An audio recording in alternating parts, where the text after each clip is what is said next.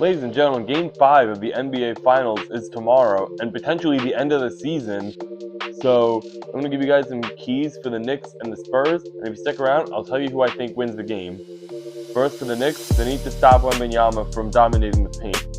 If they can contain him to roughly 20 to 25 points, I think that's a win because he can get really hot from inside the paint. He can start getting his mid-ranges. He can start hitting his threes.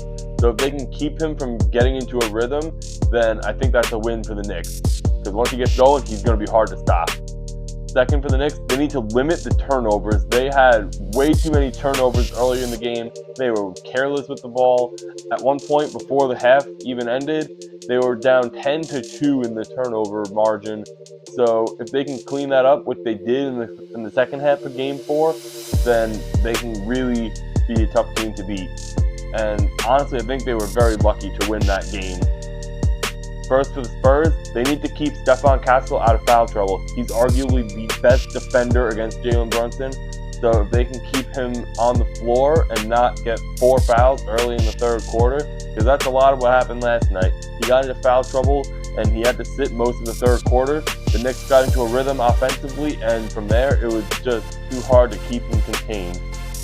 Second, Dylan Harper, I would say at this point, De'Aaron Fox isn't going to do it. So I'd flip their minutes and give Dylan Harper more playing time than De'Aaron Fox. They're going to need him to be as consistent as he has been throughout the series.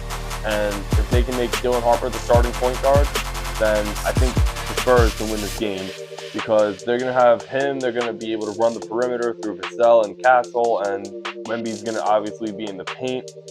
And I think that's how the Spurs can win this game.